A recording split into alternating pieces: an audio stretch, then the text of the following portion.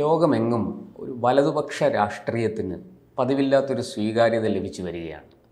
ഇപ്പോൾ ഏറ്റവും ഒടുവിൽ അമേരിക്കൻ പ്രസിഡൻ്റായിട്ട് ട്രംപ് വന്നതോടുകൂടി അത് കൂടുതൽ ബലവത്തായി.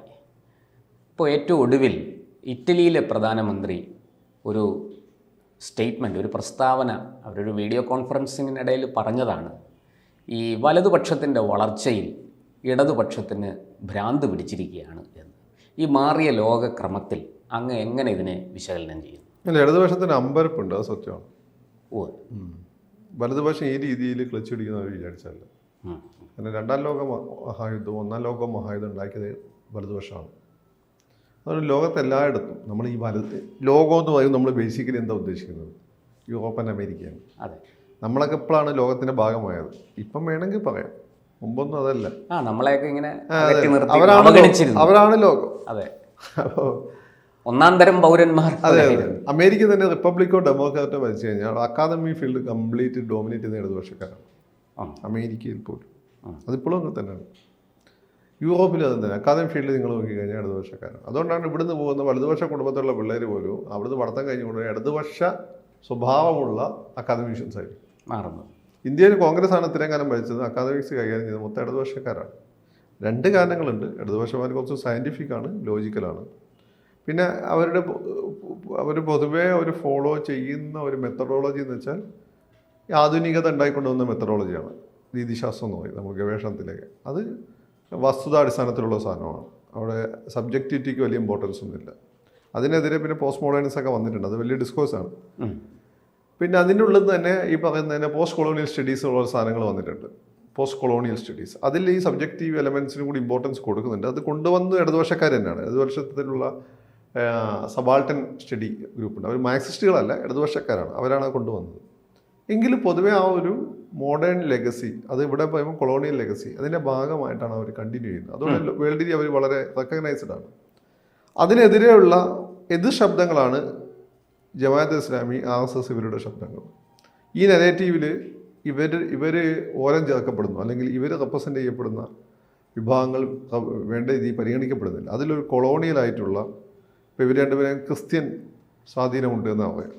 ക്രിസ്ത്യൻ സ്വാധീനം നല്ലത്, അത് ഈ സയൻസ് ഇതിൻ്റെയൊക്കെ ഇതൊക്കെ ആധുനിക കാലഘട്ടത്തിൽ ഡെവലപ്പ് ചെയ്ത് വന്നത്. ഇപ്പോൾ ചരിത്രം നമുക്ക് ഇന്ത്യക്കാർക്ക് കൃത്യമായിട്ട് ഡേ ടു ഡേ കാര്യങ്ങളുടെ അടിസ്ഥാനത്തിൽ ചരിത്രം രേഖപ്പെടുത്തി വെക്കുന്ന സ്വഭാവം ഉണ്ടായിരുന്നില്ല. നമുക്ക് അങ്ങനെ ഒരു സംഭവം ഉണ്ടായിരുന്നില്ല. നമ്മളിതൊക്കെല്ലാം പുരാണങ്ങളായിട്ടൊക്കെ മിക്സ് ചെയ്താണ് എഴുതിയിട്ടുള്ളത്.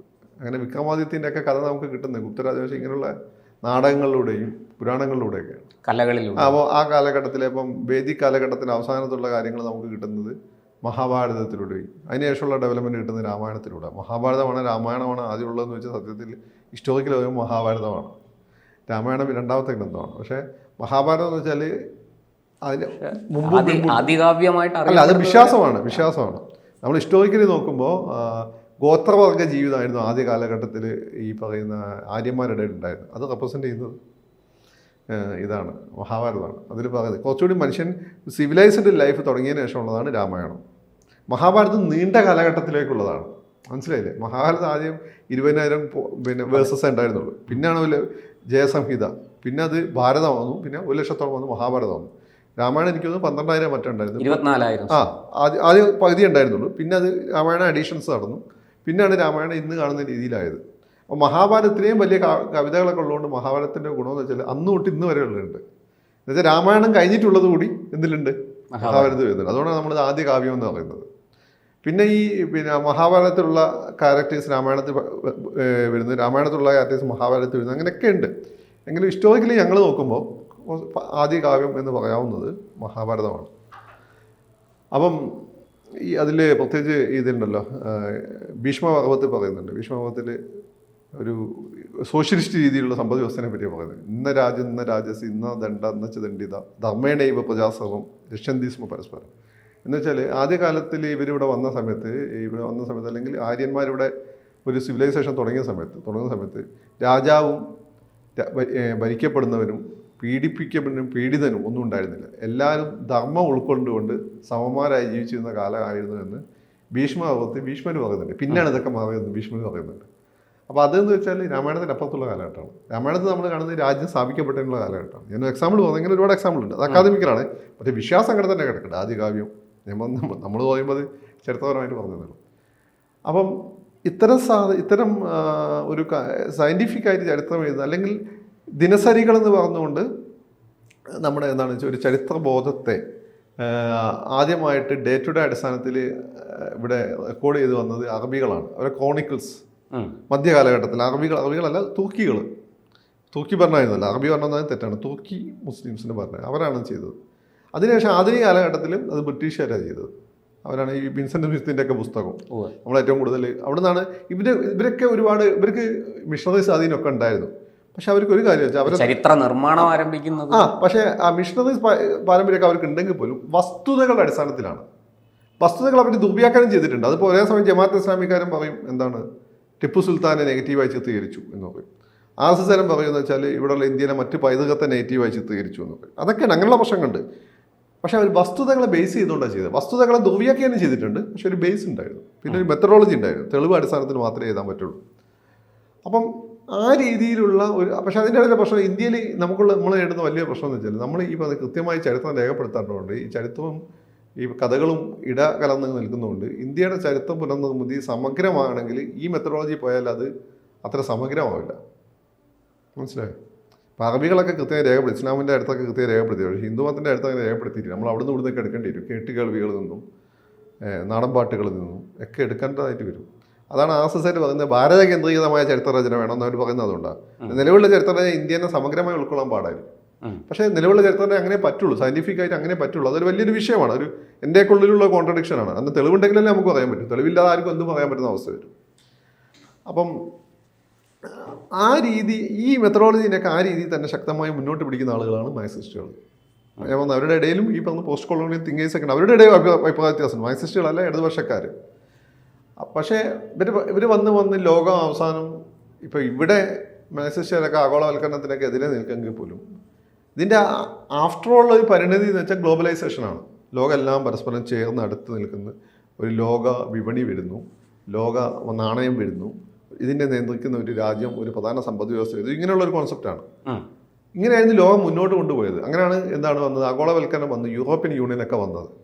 അങ്ങനെ നിൽക്കുമ്പോഴാണ് ഈ ഒടുക്കത്തെ സാമ്പത്തിക പ്രതിസന്ധി വരുന്നത് അമേരിക്കയുടെ സാമ്പത്തിക പ്രതിസന്ധി ലോകം മൊത്തം വ്യാപകമായി. ഗ്ലോബലൈസേഷൻ പ്രശ്നം വെച്ചാൽ ഒരു സ്ഥലത്ത് പ്രശ്നം വന്നാൽ എല്ലാ സ്ഥലത്തും അത് എഫക്റ്റഡ് ആവും. അപ്പോൾ അങ്ങനെ വന്നപ്പോൾ എന്ത് ചെയ്തത്, അമേരിക്കക്കാർക്കും വെള്ളക്കാർക്കൊക്കെ ജോലി നഷ്ടപ്പെട്ടു. അതുവരെ അവർ ഇതിനെപ്പറ്റി ഒന്നും ആലോചിച്ചിട്ടില്ലായിരുന്നു. എന്തുകൊണ്ടാണ്? അവരെ കാര്യങ്ങൾ നടക്കുന്നുണ്ട്, അപ്പം കാര്യങ്ങൾ നടക്കുന്നില്ല. അപ്പോൾ അവർ ചിന്തിച്ചു, അപ്പോൾ അവർ ഐഡൻറ്റിറ്റിയിലേക്ക് തിരിച്ചുപോയി. മനസ്സിലായി? ആ ഐഡൻറ്റിറ്റിയിലേക്ക് തിരിച്ചു പോയപ്പോൾ അവിടെ എല്ലാം തന്നെ മേരി ലീപ്പനൊക്കെ പണ്ടേ ഉണ്ട്. ഞാൻ ഡിഗ്രിയൊക്കെ പഠിക്കാൻ ഞാൻ മേരി ലീപ്പനെ അവരുടെ അച്ഛനെയൊക്കെ, മേരി ലീപ്പനെ ഫ്രഞ്ചിലെ വലതുപക്ഷക്കാരി, അവരെയൊക്കെ ഞാൻ ഫോളോ ചെയ്യുന്നതാണ്. പിന്നെ ബ്രിട്ടനിലെ ബ്രിട്ടീഷ് നാഷണലിസ്റ്റ് പാർട്ടി, ഇങ്ങനെയുള്ള BNP ഞാൻ ഫോളോ ചെയ്യുന്നതാണ് പണ്ടേ. നമുക്കറിയാമല്ലോ ഇവരെ. പക്ഷേ ഇവരൊരു വളർച്ച ഞാൻ അന്നേ ശ്രദ്ധിച്ചുകൊണ്ടിരുന്നു. അവരിപ്പോൾ അവിടുത്തെ ഇവരെല്ലാവരും കൂടി ഒരുമിച്ച് ശ്രമിച്ച് കേരളത്തിൽ BJP മുമ്പ് തോൽപ്പിച്ചിരുന്ന പോലെയാണ് ഇപ്പോൾ അവിടെ തോൽപ്പിക്കുന്നത്. അല്ലെങ്കിൽ മേരി ലീപ്പൻ ഇപ്പോൾ അവിടുത്തെ പ്രസിഡന്റ് ആകുകയായിരുന്നു. അവർ ഇംഗ്ലീഷ് സംസാരിക്കില്ല, ഓൺലി ഫ്രഞ്ച്. അവർക്ക് നന്നായിട്ട് ഇംഗ്ലീഷ് അറിയാം, അവർ മിണ്ടില്ല. അത് ഫ്രഞ്ച് ഭാഷയിൽ മാത്രമേ ഭയങ്കര ഫ്രഞ്ച് ഭാഷയിലേ സംസാരിക്കുള്ളൂ. BBC-യിലൊക്കെ അവരുടെ ഇന്റർവ്യൂ ഉണ്ട്. പൊതുവേ ഒരു ഇതിനകത്തുള്ളൊരു വിലയിരുത്തല്ലേ, ഞാൻ ഇടയ്ക്കൊന്ന് പറഞ്ഞു പോകുന്നത്, ഈ ടോണി ബ്ലെയറും ബിൽ ക്ലിൻ്റണും കൂടിയാണ് ഈ പറയുന്ന ആഗോളവൽക്കരണത്തിന് തൊട്ടു മുമ്പുള്ള ഒരു ഇടതുപക്ഷ കാഴ്ചപ്പാടെന്നോ അല്ലെങ്കിൽ ഒരു ഇടതുപക്ഷ വിശകലന രീതിയെന്നോ ഒക്കെ പറയാവുന്ന ഒരു അവസ്ഥയിലേക്ക് ഇതിനെ കൊണ്ടെത്തിച്ചത്. അല്ല, നിയോ ലിബറലിസത്തിന്റെ ഏറ്റവും വലിയ പ്രയോക്താക്കൾ അവർ രണ്ടുപേരായിരുന്നു. അവിടുന്ന് പൊട്ടി, അതിന്റെ ഒരു ബബിളായി വന്നത് പെട്ടെന്ന് പൊട്ടിയപ്പോൾ സമയത്ത് യൂറോപ്യൻ യൂണിയൻ നിന്ന് ഇംഗ്ലണ്ട് പുറത്തു പോയി. അതവിടെ വലിയ സാമ്പത്തിക പ്രതിസന്ധി ഉണ്ടായി. യൂറോപ്യൻ യൂണിയൻ ആശയം തന്നെ വലിയ പ്രശ്നത്തിലായി. അപ്പം വംശീയതയ്ക്ക് കൂടുതൽ ഊന്നൽ കൊടുക്കാൻ ആളുകൾ തുടങ്ങി. അപ്പം വലതുപക്ഷം ശക്തമായി തിരിച്ചു വന്നു. ഇടതുപക്ഷത്തിന് പ്രശ്നങ്ങൾ പരിഹരിക്കാൻ പറ്റുന്ന തോന്നലെന്നാണ്. ഗ്രീസിൽ വലിയ സാമ്പത്തിക പ്രതിസന്ധി വന്നു, പക്ഷേ വലതുപക്ഷമായിരുന്നു അവിടെ ഭരിച്ചുകൊണ്ടിരുന്നത്. അർജന്റീനയിൽ വന്നു, അവിടെയും വലതുപക്ഷമായിരുന്നു. പക്ഷേ ഇടതുപക്ഷ ഈ പ്രതിസന്ധിയുടെ സമയത്ത് ഇടതുപക്ഷത്തെ ആളുകൾ തിരഞ്ഞെടുത്തു, പക്ഷെ അവർക്ക് പരിഹരിക്കാൻ പറ്റില്ല. പ്രതിസന്ധി മറികടക്കുന്നത് പിന്നെ അവസാനം അത് ഈ വലതുപക്ഷത്തിലേക്ക് തന്നെ പോയി. അപ്പോൾ പ്രതിസന്ധിയുടെ സമയത്ത് നമുക്ക് ലിബറൽ ആവാൻ പറ്റില്ല. ശക്തമായ അയണോട് കൂടി ഭരിക്കേണ്ടി വരും. അത് വലതുപക്ഷക്കാർക്കേ പറ്റുള്ളൂ. അതാണ് സംഭവം. അങ്ങനെ അത് തന്നെയാണ് ട്രംപിനെ അധികാരത്തിൽ കൊണ്ടുവരുന്നത്. ഇവിടെ എന്താണ് സംഭവം, ഇന്ത്യയിൽ എന്താ സംഭവം എന്ന് വെച്ചാൽ കോൺഗ്രസ് ബേസിക്കലി കോൺഗ്രസ് ഇതെല്ലാമാണ്. കോൺഗ്രസിൽ RSS ഉണ്ട്, CPM ഉണ്ട്. അക്കാദമിക്കലി CPM ആണ് കൈകാര്യം ചെയ്തത്. താഴെ തട്ടിൽ കോൺഗ്രസിന്റെ പോളിസീസ് ഏതാണ് ഉത്തരേന്ത്യയിലൊക്കെ RSS പോളിസി ഉണ്ടായിരുന്നു. ഒരു മൃദു ഹിന്ദുത്വമായിരുന്നു. ഒരു സ്വത്വ രാഷ്ട്രീയം തന്നെയാണ്. അല്ലെ, അവർ ഹിന്ദു ആണല്ലോ ബേസിക്. പക്ഷേ മുസ്ലിം വിരുദ്ധത ഉണ്ടായിരുന്നില്ല, ഓപ്പൺ ആയിട്ട് ഉണ്ടായിരുന്നില്ല. പക്ഷേ താഴെ തട്ടിലൊക്കെ ഉണ്ടായിരുന്നു. താഴെ തട്ടിലൊക്കെ അതുകൊണ്ടല്ല ഏറ്റവും കൂടുതൽ മോഡിയുടെ സമയത്തൊക്കെയാണ് കലാപങ്ങൾ ഇന്ത്യയിലുണ്ടായി. കോൺഗ്രസ് ഭരിക്കുമ്പോഴാണ്. അതൊന്നും ആയിട്ടില്ല കലാപങ്ങൾ. ഇപ്പോൾ ഗുജറാത്ത് കലാപത്തെ കുറേ ആളുകൾ ശിക്ഷിക്കപ്പെട്ടു. ഇതിലും ഈ കലാപത്തിലൊന്നും കാര്യമായിട്ടൊന്നും സംഭവിച്ചിട്ടില്ല. ആരെയും പിടികൂടിയിട്ടില്ല. ഇല്ല, ഒന്നും ആയിട്ടില്ല. അതൊന്നും ആളുകൾക്ക് പറയാത്തതാണ്. അപ്പം അങ്ങനെ വന്ന സമയത്ത് ഈ കോൺഗ്രസ് ഇന്ത്യയെ മുന്നോട്ട് കൊണ്ടുപോകണ്ട ഒരുപാട്. പക്ഷേ ജനങ്ങളുടെ ഒരു ഘട്ടത്തിലെത്തിയപ്പോൾ ജനങ്ങൾ കൂടുതൽ വിദ്യാഭ്യാസമൊക്കെ കിട്ടിയപ്പോൾ ഇത്രയും പോരാ. പിന്നെ ഈ കോൺഗ്രസിന്റെ നേതാക്കന്മാരുടെ സ്ഥിരം ലുക്കും ഭാവവും ഇതൊക്കെ, പിന്നെ അതുപോലെ കുടുംബത്തിലേക്ക് അധികാരം കേന്ദ്രീകരിക്കപ്പെടുന്നതും എല്ലാം കണ്ട് ആളുകൾക്കും ഇതിനോട് അവമതിപ്പ് തോന്നി. ഇവിടെ ഇന്ത്യൻ ഇടതുപക്ഷം എന്ന് വെച്ചാൽ കോൺഗ്രസ് ആണ് പ്രധാനമായും ഡോമിനന്റ്. കോൺഗ്രസ് തന്നെയാണ്. കാരണം അപ്പത്തൊരു വലതുപക്ഷമുണ്ട്. വേറൊരു ഇടതുപക്ഷം ഇന്ത്യയിലില്ല. 2 സ്റ്റേറ്റുകളിലേ ഉള്ളൂ. പിന്നെ അപ്പുറത്ത് സ്ട്രോങ് വലതുപക്ഷമുണ്ട്. അതാണ് RSS ആൻഡ് BJP. അപ്പോൾ ഇടതുപക്ഷം കോൺഗ്രസ് ആണ്. അപ്പോൾ കുറേ കഴിഞ്ഞ് അതിൻ്റെ കൂടെ തന്നെ കൃത്യമായി ഇവർക്ക് കോൺഗ്രസ് 2 അബദ്ധവും പറ്റി. ഒന്ന്, RSSനെ ഭീകര സംഘടന ആക്കാനുള്ള ശ്രമം നടത്തി. എങ്കിലും കോൺഗ്രസിന് കൂടെ വെക്കാനാണ് ഇന്ത്യൻ ജനത ആഗ്രഹിച്ചത്. അതുകൊണ്ടാണ് UPA 2 വന്നു, ഫസ്റ്റ് ആൻഡ് സെക്കൻഡ് വന്നു.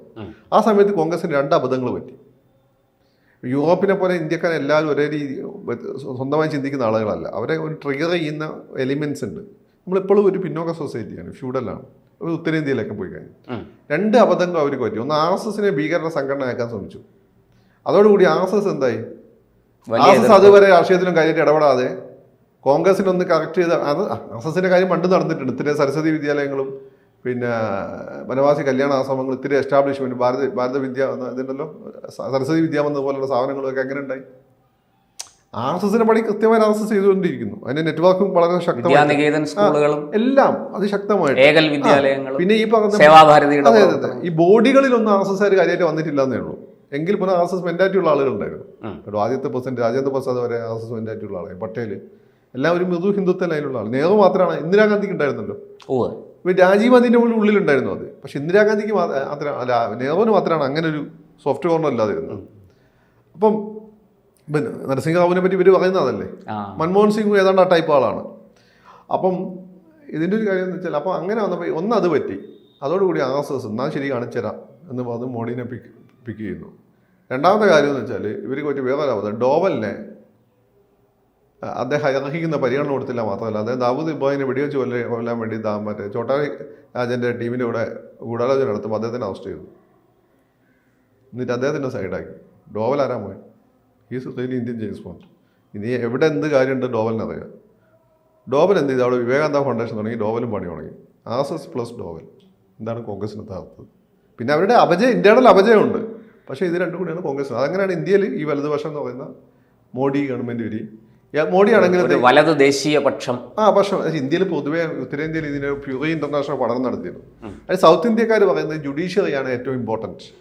ഉത്തരേന്ത്യക്കാർ പറയുന്നത് പട്ടാളഭരണം വേണമെന്നാണ്. അപ്പോൾ അതിന് ആ മെന്റാലിറ്റി നമുക്ക് മനസ്സിലാക്കില്ല. അപ്പോൾ അങ്ങനെ ചിന്തിക്കുന്നവരെ സംബന്ധിച്ച് ഏറ്റവും നല്ല ചോയ്സ് RSS ആണ്. സൗത്ത് ഇന്ത്യക്കാരെ സംബന്ധിച്ചിടത്തോളം കോൺഗ്രസ് ആണ്. അതുകൊണ്ട് സൗത്ത് ഇന്ത്യയിലാണ് പിന്നെ ഇപ്പോൾ കോൺഗ്രസ് ഉള്ളത്. അപ്പോൾ ഇങ്ങനെ ഒരുപാട് കാരണങ്ങളുണ്ട്. അതിൽ ഇന്ത്യ സ്പെസിഫിക് കാരണങ്ങളുണ്ട്. അപ്പോൾ ഈ ഒരു തിരിച്ചടി എല്ലാം വന്നിട്ട് എല്ലായിടത്തും എന്ത് ചെയ്യണമെന്ന് വെപ്പാളം ഇടതുപക്ഷത്തിനുണ്ട്. സത്യമാണ്. ഒരു കൃത്യമായ മാർഗം അല്ലെങ്കിൽ ഒരു ശരിയായ വഴി അവർക്ക് മുന്നിൽ വഴി അടഞ്ഞതാണ്. ഇനി വലതുപക്ഷത്തിന്റെ തകർച്ചയെന്നൊരു വഴി ഉണ്ടായി വരണം. സ്വത്വരാഷ്ട്രീയത്തിന് ഒരു വീഴ്ച സംഭവിച്ചാൽ മാത്രമേ ഈ പറയുന്ന ഒരു വലിയ സാമ്പത്തിക പ്രതിസന്ധിയോ ഒരു യുദ്ധമൊക്കെ വരെ 10-15 വർഷം 20 വർഷമൊക്കെ എന്തായാലും വലതുപക്ഷം തന്നെ ഡോമിനേറ്റ് ചെയ്യും. ഇനി പുതിയ ജനറേഷൻ വരണം. അപ്പോൾ അവർ വലതുപക്ഷത്തിന്റെ നേറ്റീവ്സ് മനസ്സിലാക്കി പിന്നെ ഇന്റർനാഷണൽ ബദൽ തേടും. ഇങ്ങനെയാണ് ലോകത്തിന്റെ ചരിത്രം. അതിങ്ങനെ സർക്കിളായിട്ട് സ്പൈറലായിട്ട് ഇങ്ങനെ പോയിക്കൊണ്ടിരിക്കും. കൂടുതൽ വാർത്തകളും വിശേഷങ്ങളും നിങ്ങളിലേക്ക് എത്താൻ ABC മലയാളം സബ്സ്ക്രൈബ് ചെയ്യുക, ബെൽ ബട്ടണും അമർത്തുക.